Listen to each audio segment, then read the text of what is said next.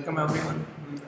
My name is Irfan Ahmed and today we are going to study the topic digestive system. So we will continue the digestive system in human beings, digestive system of the human beings.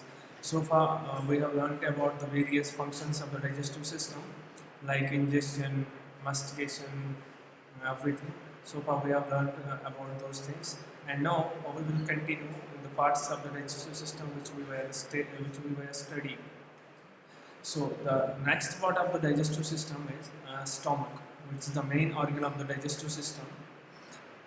About stomach is a J-shaped muscular sac. Okay. So if you take the shape of, if you will see the stomach, the diagram of the stomach, you will see that stomach is a J-shaped muscular sac. Okay. So it has a folds which are called as rugae. Why they are folds in the stomach?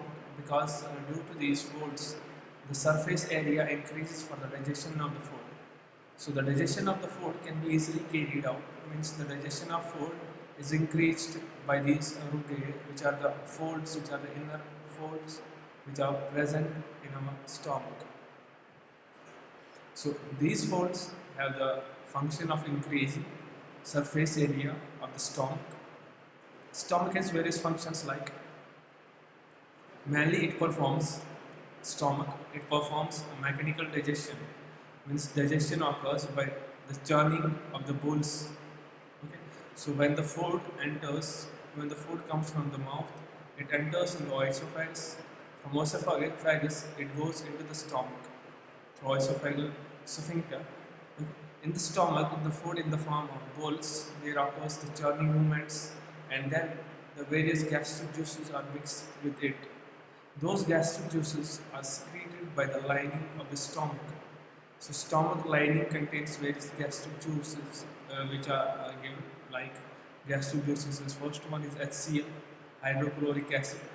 Second, like various salts are there, enzymes are there, water is there, and mucus is there. Okay. So what HCl does? HCl helps break down a food and kills bacteria that come along with the food. Okay.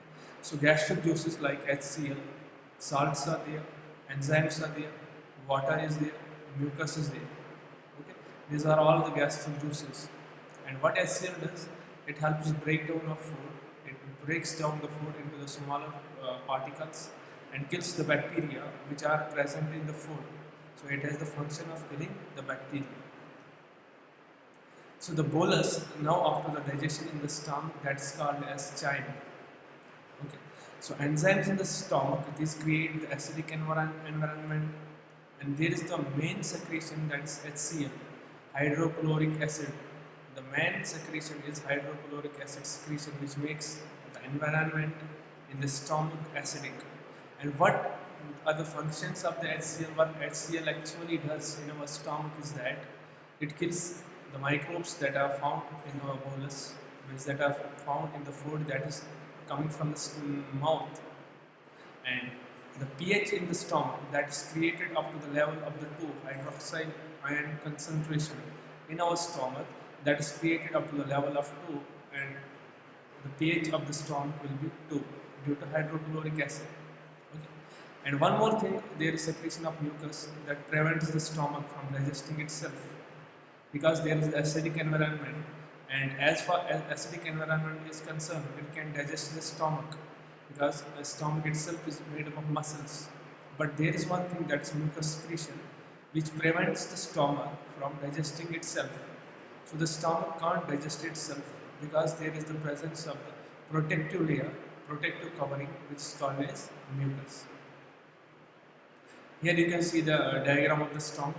There are various parts of the stomach, like cardiac is there, fundus is there, upper part of the stomach, this part, this is called as fundus, and this is called as cardiac part, fundus part, this is called as body, and this is called as pylorus.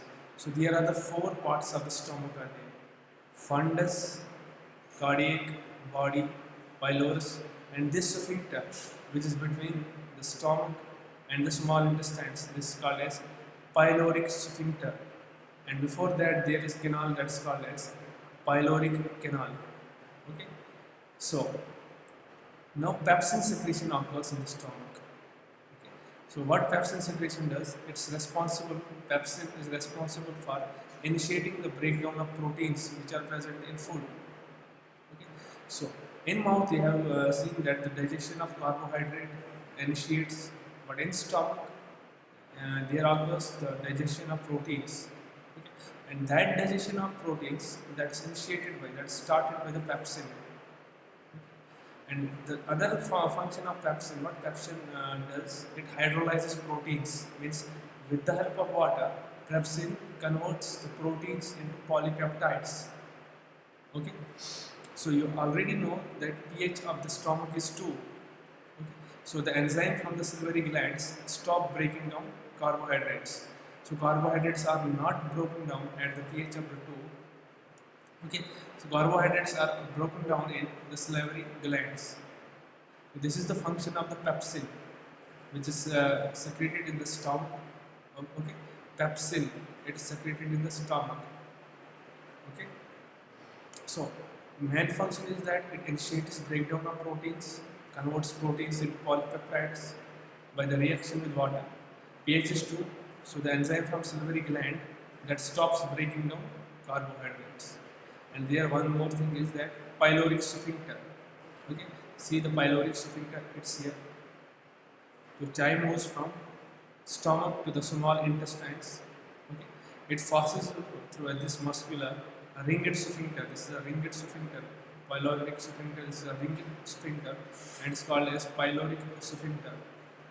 Means from esophagus to stomach, the food passes through esophageal sphincter, which is present here, in this area. And from the stomach into the small intestines, which is called as chyme after digestion, it passes through the pyloric canal. This is the pyloric canal. Now, there are various secretory cells in the stomach, which are called as gastric secretory cells. That's important from the digestive system point of view. So there are gastric secretory cells. There are different types of gastric secretory cells like chief cells, parietal cells, mucus cells, and G cells, also called as gastrin cells. So 4 types of cells are there: chief cells, parietal cells, mucus cells, and G cells. Now, see what chief cells do. Chief cells, they secrete pepsinogen. It is an inactive enzyme, okay, which is activated by HCl and converted into pepsin. Okay. So the main function of chief cells is these chief cells secrete pepsinogen. Okay, but pepsinogen itself, it is an inactive enzyme, and it gets converted into pepsin only when it comes into contact with HCl. And I have already told you that pepsin converts proteins into polypeptides, which is its important function. Second cells are parietal cells. What parietal cells do? These secrete hydrochloric acid (HCl) and intrinsic factor. There is one more thing that is secreted by parietal cells, that is intrinsic factor. One is hydrochloric acid, which makes the acidic environment in our stomach so that food can be easily digested. And second thing is intrinsic factor is there, which helps the absorption of vitamin B12 in the intestines. So parietal cells secrete hydrochloric acid and intrinsic factor. So that intrinsic factor helps in absorption of vitamin B12 in the intestines. Next is mucus cells. These secrete mucus. This mucus. And another alkaline substances that helps to neutralize HCl in the gastric juice. These mucus cells, these have the function to secrete the mucus that prevents the stomach from the corrosive effect of the HCl. HCl is a corrosive effect on the stomach, but that corrosive effect is neglected by, that is overcome by this mucus, which makes a protective layer. Next one is G cells. What G cells do? They secrete a hormone that's called as gastrin. Okay, it stimulates parietal cells which secrete HCl, and overall gastric secretion. Means for the secretion of the hydrochloric acid, you need parietal cells, and those parietal cells that will be activated by the G cells, means gastrin cells.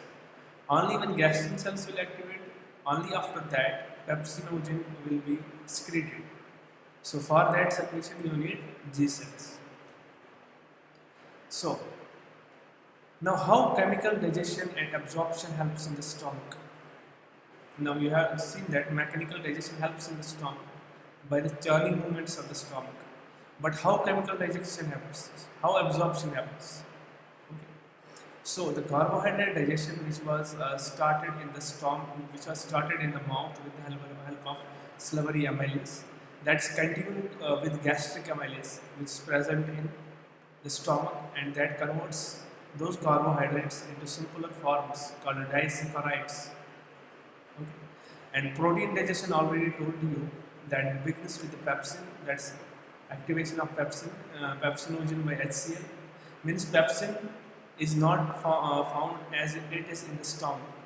There is the presence of pepsinogen, but that pepsinogen gets converted into pepsin by HCl, and that converts the proteins into, resulting in peptides. Proteins are converted into peptides.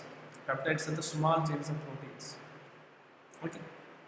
So carbohydrate digestion occurs, protein digestion occurs. Now, third thing is lipid digestion.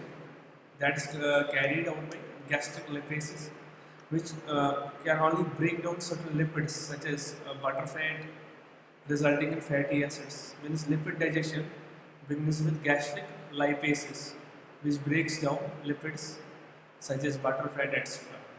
So absorption is limited in the stomach. Only small and fat-soluble substances are absorbed. Okay. So absorption occurs mainly in the small intestines, not in the stomach. But a smaller bit of absorption occurs here, where small fat and fat-soluble substances can be absorbed, like water can be absorbed from the stomach, alcohol can be absorbed by the stomach, aspirin can be absorbed, and some drugs are there which can be absorbed. Now, the results of these mixings, chemical digestion, excretion, and absorption, it forms a yellowish paste which is called as chyme. And now this chyme will go into the small intestine. Now, how gastric secretion is regulated? What are the systems that regulate the gastric secretion? So, regulation of gastric secretion and activities is both by nervous and hormonal mechanism.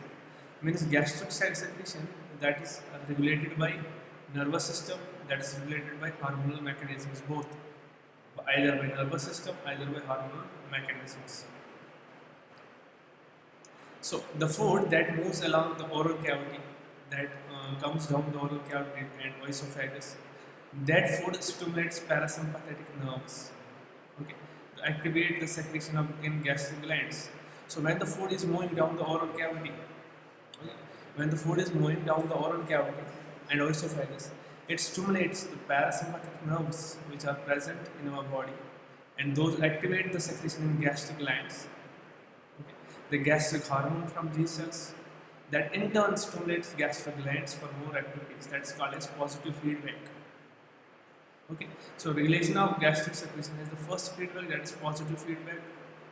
How this positive feedback occurs? When the food moves down the oral cavity and esophagus and stimulates parasympathetic nerves, that activates secretion in gastric glands, and the gastric hormone G, that stimulates gastric glands for more activities. That is the positive mechanism in our stomach.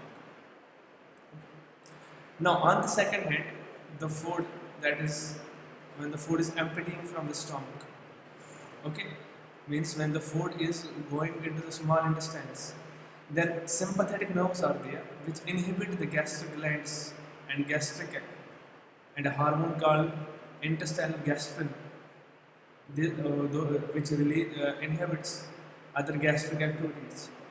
Okay, so when the food is emptying, sympathetic nerves are activated, and when the food is coming into the stomach, then parasympathetic nerves are activated. So this one is negative feedback.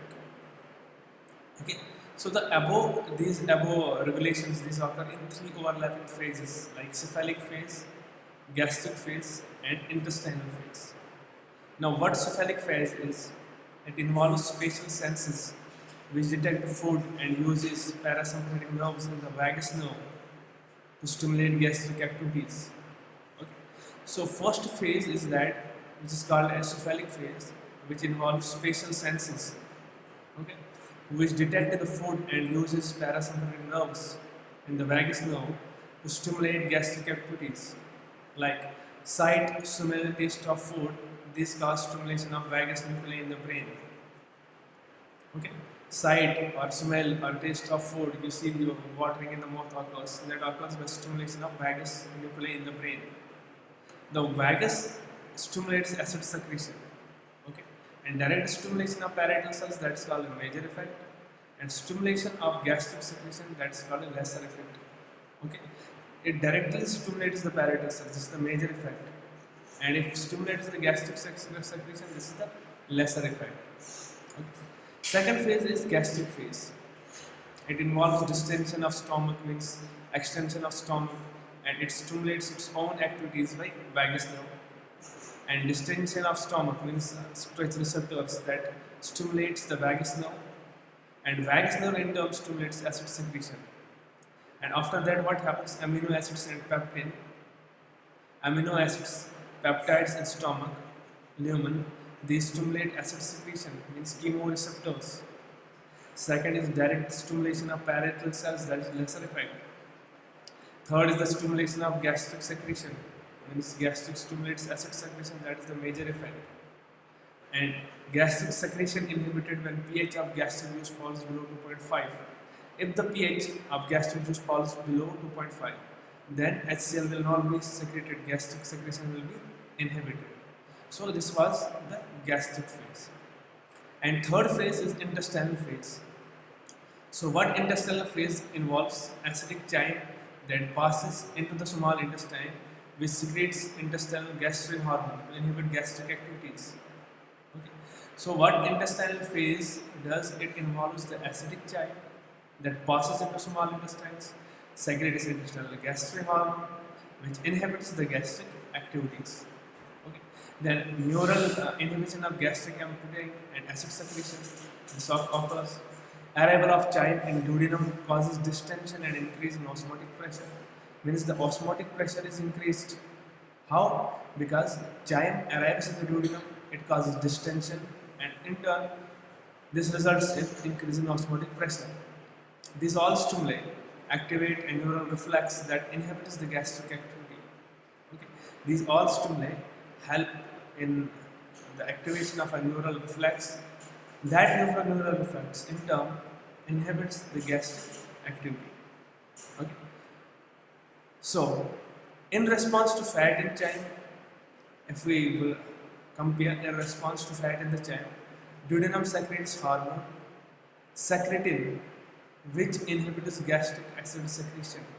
Means the gastric acid secretion is inhibited also by secretin, which is secreted by the duodenum. Okay. And one reflex is there which is called as enterogastric reflex. Entero, it means the small intestine, and gastro, it means stomach. So enterogastric reflex, what this is? It begins in small intestines and ends in the stomach. That's why it is called as enterogastric reflex. Means this reflex, it starts in the small intestine, and where it ends in the stomach. So now, what happens? Duodenum is there, it fills with chyme. Okay. Then sensory stretch receptors are stimulated. When duodenum is filled with the chyme, then what happens? Sensory stretch receptors are stimulated, and the sensory nerve impulses travel to central nervous system. The nerve impulses from CNS, means vagus, inhibit peristalsis in the stomach wall, and the food goes into the duodenum. When the food enters into the duodenum, what happens? That sensory stretch receptors, these are stimulated, and sensory nerve impulses travel to the central nervous system. After that, nerve impulses from CNS, those inhibit peristalsis in stomach wall. Okay. So this was all about the today's topic.